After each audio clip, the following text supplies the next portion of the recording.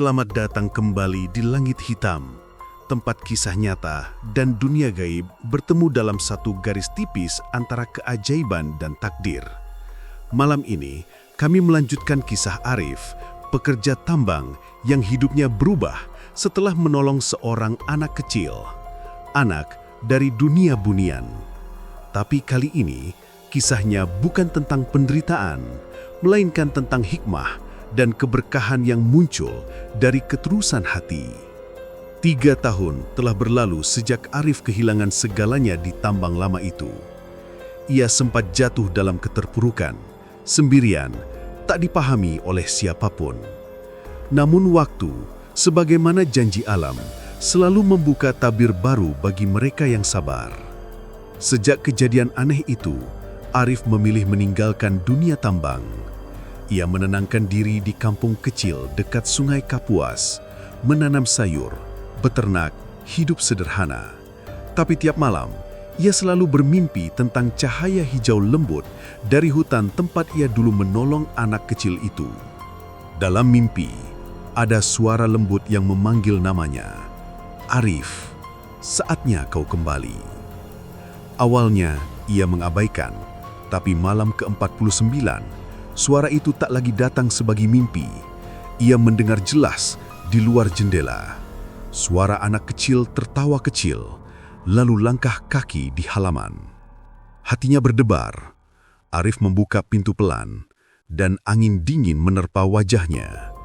Di bawah cahaya bulan, ia melihat sesuatu yang familiar. Kalung giok hijau yang dulu ia simpan di lemari, kini tergantung di pohon depan rumahnya. Aku tahu ini panggilan, gumamnya. Ia mengambil kalung itu, dan entah kenapa, arah pulangnya terasa seperti dituntun oleh sesuatu. Esok paginya, Arif memutuskan kembali ke tempat segalanya bermula, hutan bekas area tambang yang kini sudah ditinggalkan. Perjalanan ke sana memakan waktu 2 jam dengan motor bebek tuanya.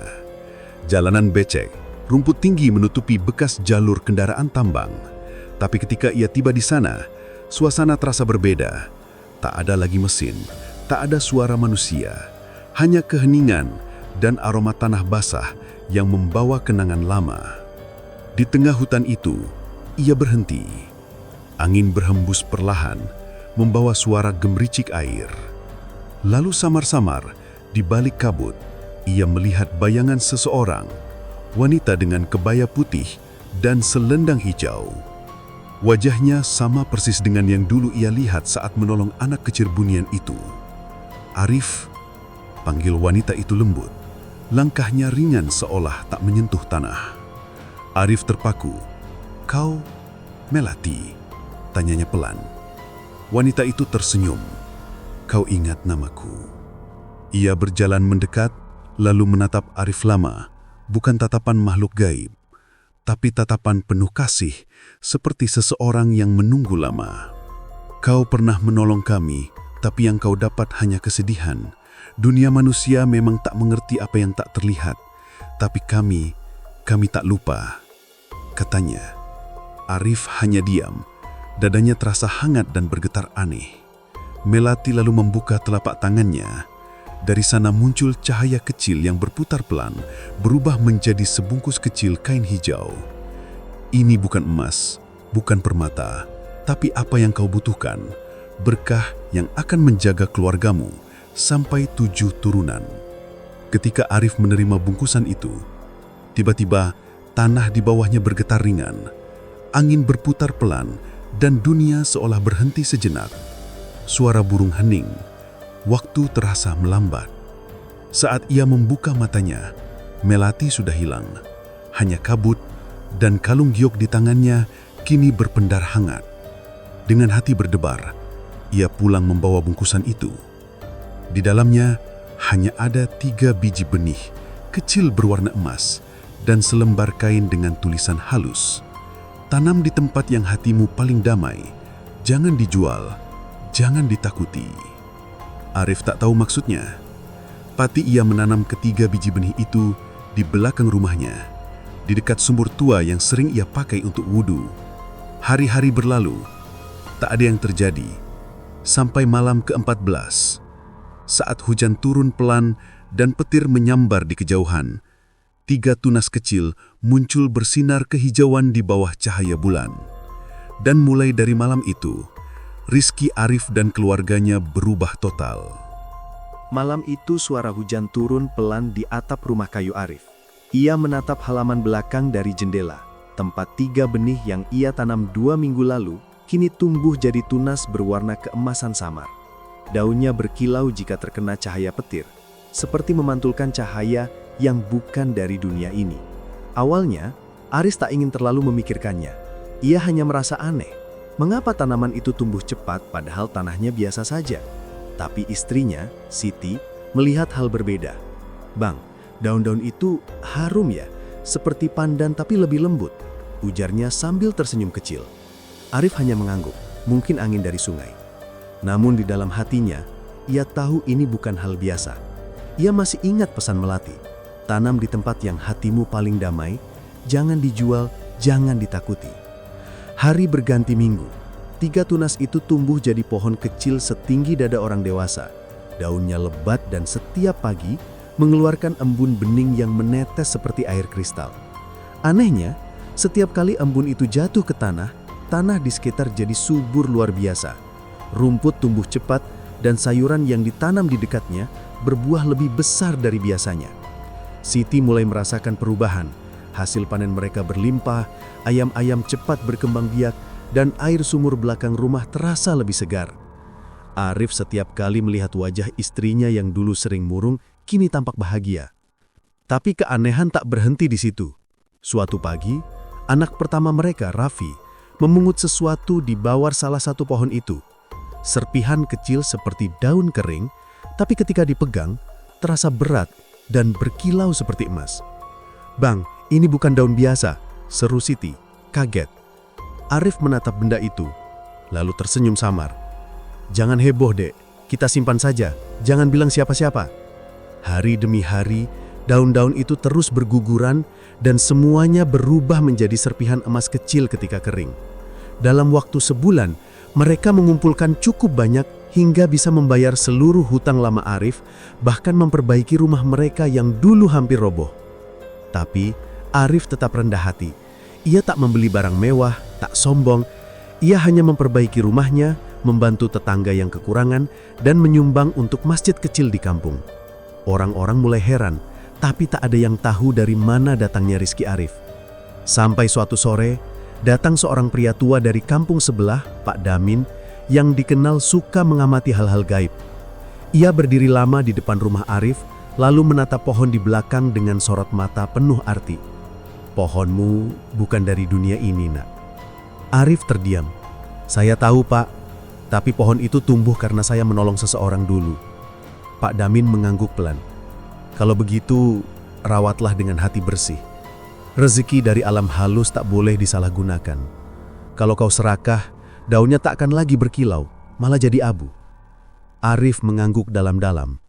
Sejak hari itu, ia dan keluarganya memperlakukan pohon itu bukan sebagai sumber kekayaan, tapi anugerah untuk berbagi. Mereka gunakan hasilnya untuk membantu warga miskin, membangun jembatan kecil di kampung, dan menyekolahkan anak-anak yatim. Anehnya, semakin banyak mereka berbagi, pohon itu semakin rimbun dan indah. Bahkan setiap kali Arif berdoa di dekatnya, daun-daunnya bergerak lembut meski tak ada angin. Suatu malam, Arif bermimpi. Ia melihat Melati berdiri di bawah pohon itu, senyum di wajahnya lembut dan menenangkan. "Kau paham sekarang, Arif, bukan harta yang kuberikan, tapi jalan menuju keberkahan.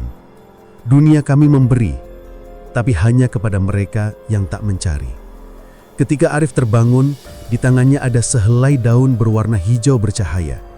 Ia menyimpannya di kitab doa, sebagai pengingat bahwa rizki sejati datang bukan dari emas, tapi dari niat yang tulus dan hati yang tak sombong. Malam itu terasa berbeda dari biasanya. Udara begitu sejuk, tapi hawa di sekitar rumah Arif seolah bergetar lembut. Cahaya bulan menyelinap di antara daun pohon emas yang tumbuh subur di belakang rumah, membuat bayangan di tanah menari pelan seperti hidup. Siti yang tengah menidurkan Raffi, mendadak mendengar bunyi gemerincing halus dari arah halaman belakang. Suaranya lembut, bukan suara logam, lebih seperti denting kaca ditiup angin. Ia membuka jendela dan matanya langsung terbelalak. Di bawah pohon emas itu, berdiri 3 sosok cahaya berbentuk manusia, berwarna kehijauan dan berkilau lembut. Mereka tidak menapaki tanah, tapi melayang perlahan di antara dedaunan. Salah satu dari mereka tampak seperti seorang wanita berambut panjang yang mengenakan selendang hijau muda, sosok yang sangat dikenali Siti dari cerita suaminya. Bang Arif, panggilnya dengan suara bergetar. Arif yang tengah membaca di ruang depan segera berlari keluar. Saat matanya menatap halaman belakang, waktu seperti berhenti. 3 sosok itu kini menatap ke arahnya, dan senyum lembut muncul di wajah wanita bercahaya itu. Melati, gumam Arif pelan. Suara angin berhembus dan dari antara daun terdengar suara halus menjawab. Kami datang bukan untuk menakutimu Arif, tapi untuk menjaga janji. Sosok-sosok cahaya itu bergerak perlahan mendekati pohon emas, lalu berhenti di sekelilingnya. Cahaya di sekitar mereka membuat batang pohon berpendar hangat, sementara udara di sekitarnya terasa suci seperti saat seseorang sedang berdoa. Melati memandang Arif dengan tatapan yang dalam. 3 tahun lalu ketika kau menolong anak kecil kami tanpa pamrih, dunia kami berhutang. Tapi hutang dunia bunian bukan dibayar dengan emas atau kekuasaan, melainkan dengan keberkahan yang akan tumbuh bersamamu. Arif terdiam. Dalam hatinya ia merasa damai, tidak takut, tidak bingung. Ia hanya menunduk, mencoba menahan air mata yang tak sadar mengalir. Aku tidak pernah menyesal menolong anak itu, tapi aku juga tak menyangka dunia kalian masih mengingat. Melati tersenyum lembut. Yang tulus selalu diingat. Dunia manusia mungkin cepat lupa, tapi dunia kami tidak. Siti yang berdiri di samping Arif merasakan hawa hangat merambat di kulitnya.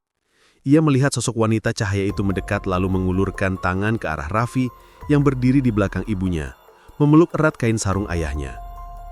Anak ini punya cahaya yang sama denganmu Arif. Jangan biarkan ia takut pada hal yang tak terlihat. Dunia kami akan menjaganya, seperti kami menjagamu. Setelah itu, sosok-sosok cahaya itu menunduk seperti berdoa. Dari pohon emas turun butiran cahaya kecil, berjatuhan seperti embun pagi, tapi berkilau hijau keemasan. Saat menyentuh tanah, butiran itu menghilang. Namun aroma harum menyeruak di udara, membuat hati siapapun yang menghirupnya terasa damai. Sebelum menghilang, Melati memandang Arif untuk terakhir kalinya malam itu. Rizkimu tak akan pernah kering Arif, tapi ingat, jagalah niatmu. Jangan biarkan dunia manusia merusak apa yang datang dari dunia kami. Arif menunduk hormat, lalu menjawab lirih. Aku berjanji. Dan seketika, cahaya itu memudar, kabut turun, dan semuanya lenyap dalam diam. Keesokan harinya, Arif terbangun lebih pagi dari biasanya. Di bawah pohon itu, ia menemukan 3 batu kecil berbentuk tetes air, berwarna biru kehijauan. Batu-batu itu hangat saat disentuh, dan terasa seperti berdenyut halus, seolah hidup. Ia menyimpannya di dalam wadah kayu kecil lalu berpesan pada Siti. Kalau suatu hari aku tiada, batu ini jangan dijual, jangan dibuang. Simpanlah seperti menjaga rahasia keluarga. Dan anehnya, sejak malam pertemuan itu, kehidupan Arif makin membaik. Tanaman di kebunnya tumbuh subur bahkan tanpa disiram. Air sumurnya tidak pernah kering meski musim kemarau panjang, dan ayam-ayamnya bertelur 2 kali lebih banyak dari biasanya. Desa yang dulu sunyi kini mulai ramai. Orang-orang datang membeli hasil bumi Arif dan semua orang menganggap keluarganya sebagai pembawa berkah. Tapi hanya Arif dan Siti yang tahu bahwa di balik keberkahan itu ada janji dari dunia bunian yang masih menepati kata-kata mereka. Dan setiap kali angin berhembus di malam hari, daun pohon emas itu bergetar pelan, seperti bisikan lembut yang berkata, "Kami masih di sini Arif, kau tidak sendirian." Sudah hampir 6 bulan sejak malam di mana Arif kembali bertemu dengan sosok Melati dan para penjaga bunian. Kehidupannya benar-benar berubah. Kebun yang dulu gersang kini menjadi lahan hijau yang luas. Sayur, buah, bahkan tanaman liar tumbuh subur tanpa hama sedikit pun. Air sumur tak pernah surut dan pohon emas di belakang rumah itu kini menjulang tinggi. Daunnya semakin bercahaya setiap kali sinar bulan menyentuhnya. Namun di balik keberkahan itu, desas-desus mulai terdengar. Rumah si Arif itu ada penjaganya. Dia pakai pesugihan dari hutan. Pohon di belakang rumahnya bukan pohon biasa. Bisikan-bisikan seperti itu makin sering terdengar di warung, di ladang, bahkan di masjid setelah sholat subuh. Sebagian warga mulai curiga, sebagian lagi iri. Dan di antara mereka, ada seorang lelaki bernama Kasim, teman lama Arif. Dulu sama-sama kerja di tambang, tapi kini hidupnya makin terpuruk. Kasim sering duduk di warung sambil menatap ke arah rumah Arif dari jauh. Dulu sama-sama miskin, gerutunya. Sekarang dia bisa punya rumah bagus, kebun luas, ayam ratusan ekor. Nggak masuk akal, kecuali dia ada main sama makhluk halus. Suatu malam saat bulan purnama, Kasim memutuskan untuk memastikan sendiri apa yang disembunyikan Arif. Ia menyelinap ke belakang rumah, melewati semak dan pagar bambu. Cahaya keemasan dari pohon itu membuat langkahnya terhenti. Daun-daunnya bergetar lembut meski tak ada angin, dan udara di sekitarnya berbau harum seperti bunga malam. "Kalau aku ambil satu batang saja, mungkin bisa aku tanam di rumah," bisik Kasim. Ia mendekat pelan, lalu mengeluarkan parang kecil. Namun begitu ujung parang menyentuh batang pohon, suara gemerisik keras terdengar, seperti ribuan daun berbisik bersamaan. Kasim terhuyung. Tiba-tiba tanah di bawahnya terasa lembek, seperti menghisap kakinya. Dari balik bayangan pohon itu muncul sekelebat cahaya hijau yang berputar cepat, lalu berhenti tepat di depan wajahnya. Sosok perempuan berambut panjang dengan mata bercahaya hijau menatap tajam. "Manusia, jangan menyentuh yang bukan milikmu." Suara itu lembut tapi tegas, membuat Kasim terpaku ketakutan. Ia berusaha mundur, tapi tanah di bawahnya terasa makin dalam, menelan kakinya hingga lutut. "Ampun, aku cuma penasaran!" teriaknya panik. Sosok itu menatap lama lalu berkata pelan, "Pohon ini tumbuh dari niat yang tulus. Jika kau menyentuhnya dengan niat kotor, maka ia akan menolakmu." Begitu kata itu diucapkan, tubuh Kasim terlempar ke belakang seolah didorong angin besar. Ia jatuh di tanah kering, tubuhnya gemetar hebat. Saat berusaha berdiri, ia baru sadar. Parangnya lenyap. Di tanah tempat ia jatuh, hanya tersisa daun pohon berwarna emas yang perlahan memudar jadi abu. Keesokan paginya, Kasim datang ke rumah Arif dengan wajah pucat. Ia menunduk lalu berkata lirih, "Maafkan aku, Rif. Aku hampir mencelakai kau. Tapi Tuhan menyelamatkanku." Arif menepuk bahunya lembut. "Aku sudah tahu, dunia ini masih punya mata yang tak terlihat." Sejak kejadian itu, warga desa berhenti membicarakan Arif. Justru sebaliknya, mereka mulai menghormati dan meminta nasihat darinya. Arif selalu menjawab dengan rendah hati, "Keberkahan datang bukan karena aku sakti, tapi karena aku belajar untuk tidak serakah. Yang penting, hati bersih dan niat baik." Suatu sore saat Arif duduk di serambi rumah, angin sejuk berhembus lembut membawa aroma harum yang sama seperti malam itu. Di bawah pohon emas, ia melihat sesosok cahaya kecil seperti anak-anak berlari-lari sambil tertawa. Arif menyenyum. Ia tahu mereka masih di sana, menjaga, menepati janji. Siti duduk di sampingnya, memegang tangan suaminya erat. "Kau sadar, Bang? Hidup kita sekarang bukan cuma rezeki.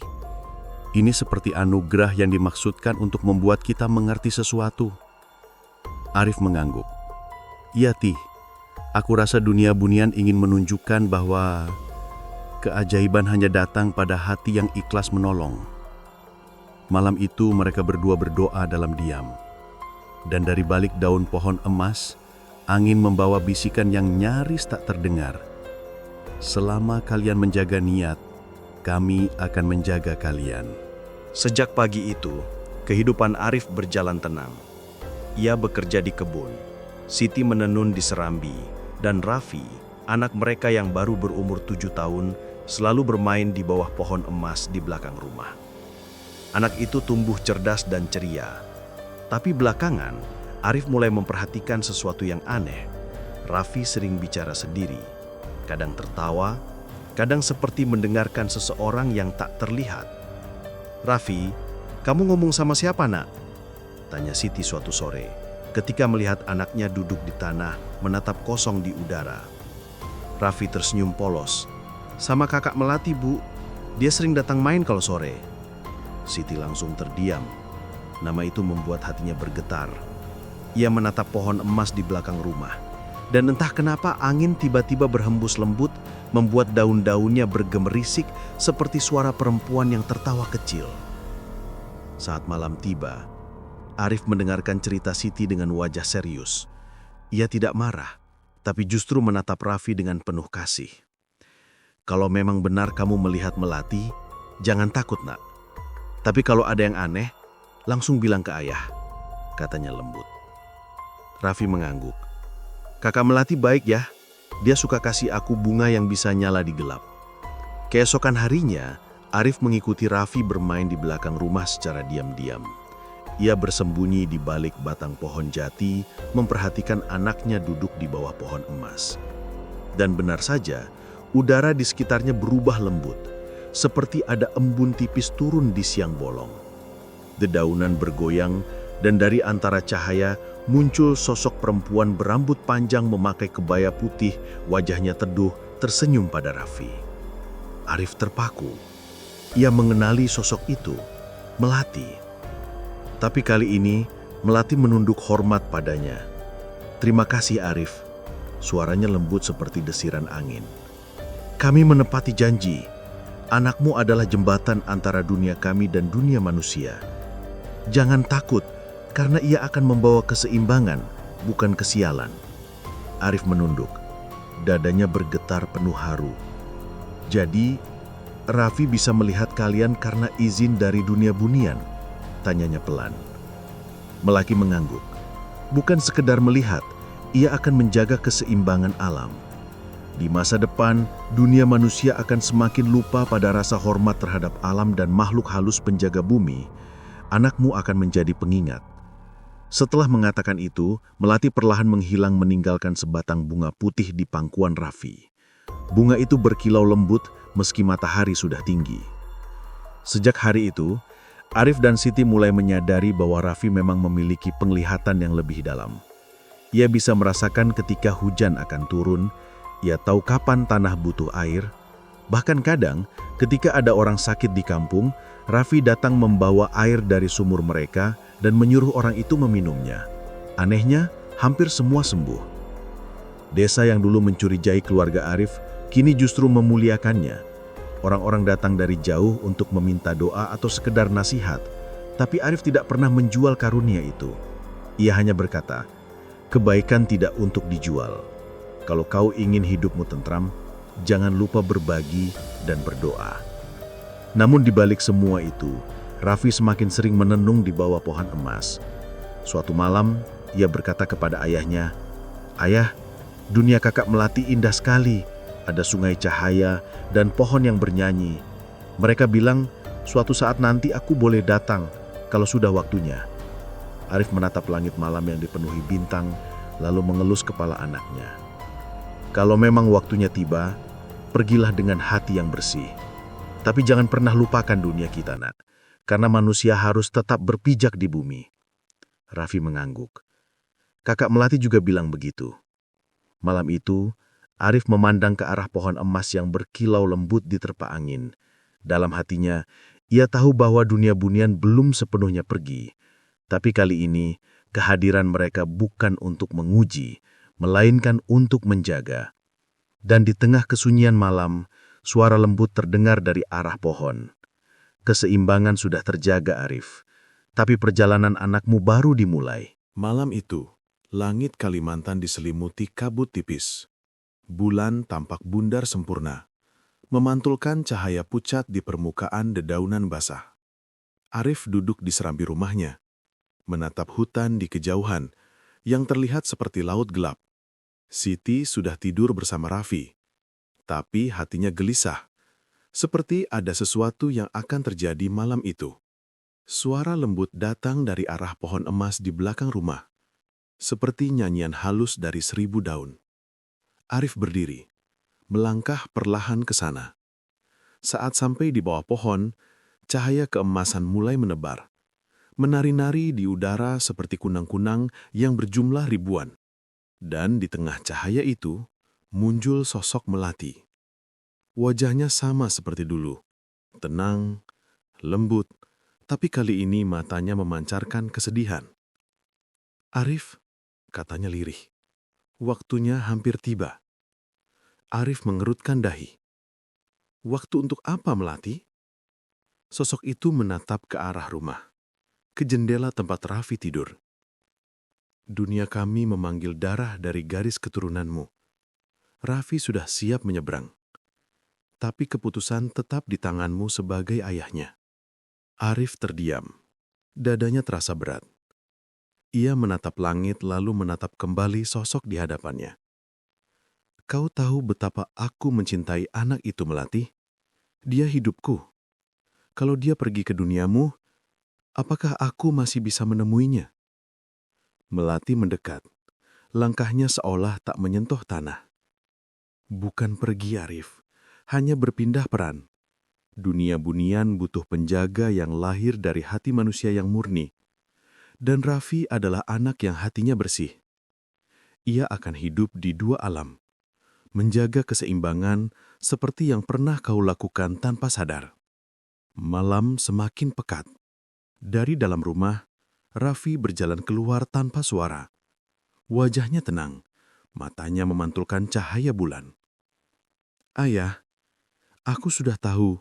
Kak Melati datang setiap malam dan bilang bahwa waktuku hampir tiba." Arif berlutut di hadapan anaknya, memegang kedua bahunya dengan tangan gemetar. "Engkau masih kecil, Nak. Dunia itu bukan untuk manusia." Raffi tersenyum lebar. "Tapi aku bukan manusia sepenuhnya ya. Kak Melati bilang darahku membawa cahaya dari dua dunia." Air mata Arif menetes tanpa bisa ditahan. Ia menatap mata anaknya yang kini memancarkan sinar kehijauan samar. "Kalau begitu," katanya pelan, "janjilah padaku satu hal. Jangan lupakan kami. Jangan lupakan rumah ini." Raffi mengangguk mantap. "Aku janji, Ayah." Cahaya di sekitar mereka makin kuat. Pohon emas bergetar pelan, lalu melepaskan sinar yang melingkari Raffi. Dari udara, muncul jalan cahaya menuju hutan, seperti jembatan dari sinar bulan yang berkelok perlahan di antara pepohonan. Melati berdiri di ujung jalan itu, mengulurkan tangan.